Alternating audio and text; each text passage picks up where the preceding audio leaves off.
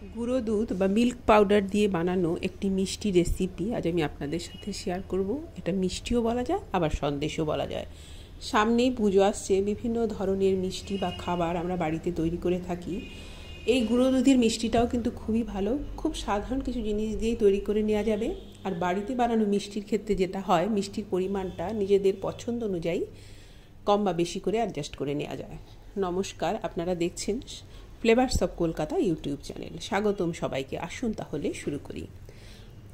এই মিষ্টি বানাতে ননস্টিক প্যান ব্যবহার করলেই সবচাইতে বেশি ভালো হবে। ননস্টিক প্যানের মধ্যে 2 চামচ পরিমাণ ঘি দিয়ে প্রথমে ঘিটাকে প্যানের গায়ে খুব ভালো করে কোট করে দেব। তাহলে যেটা হবে, দুধটা ফুটে প্যানের নিচে আটকে যাওয়ার ভয়টা একেবারেই থাকবে না। এবার আমি একটু বড় সাইজের কাপে 1 কাপ পরিমাণ দুধ দিয়ে দিয়েছি, জাল করা দুধ। দুধটা দেওয়ার সঙ্গে সঙ্গেই আমি গুঁড়ো দুধ দেব। এখানে আমি মেজারমেন্ট কাপের 2 কাপ পরিমাণ গুঁড়ো দুধ ব্যবহার করব। প্রথমে 1 কাপ দিয়েছি। হালকা গরম দুধে প্রথমে গুঁড়ো দুধটা ভালো করে মিশিয়ে নিয়ে তারপরে আরও 1 কাপ দিয়েছি।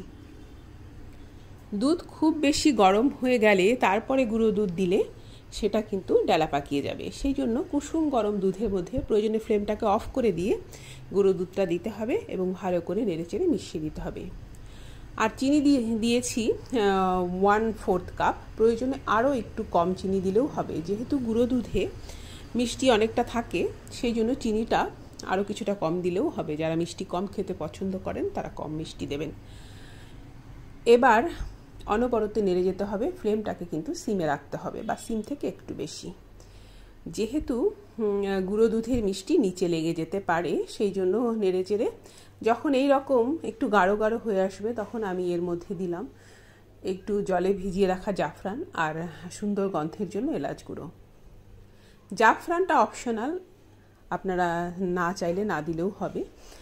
এবার আর কিছুই না, নেড়ে চেড়ে খুব ভালো করে নাড়তে হবে। অনবরত নেড়ে চেড়ে এইভাবে শুকনো হওয়া পর্যন্ত অপেক্ষা করতে হবে। যখন দেখা যাবে যে মিশ্রণটা প্যানটা ছেড়ে দিচ্ছে, তখন বুঝতে হবে এটা হয়ে এসেছে, এটা পাকটা হয়ে এসেছে।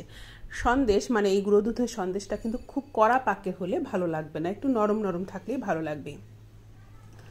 আমি কিছু কিশমিশ ছোটো ছোটো করে কেটে দিয়ে দিলাম। খুব বেশি ড্রাই ফ্রুটস দিয়ে বানালে আমার বাড়িতে কেউ পছন্দ করে না। আপনারা চাইলে এর মধ্যে ছোটো ছোটো করে কেটে কাজু বাদাম, একটু পিস্তা এগুলো দিতে পারেন।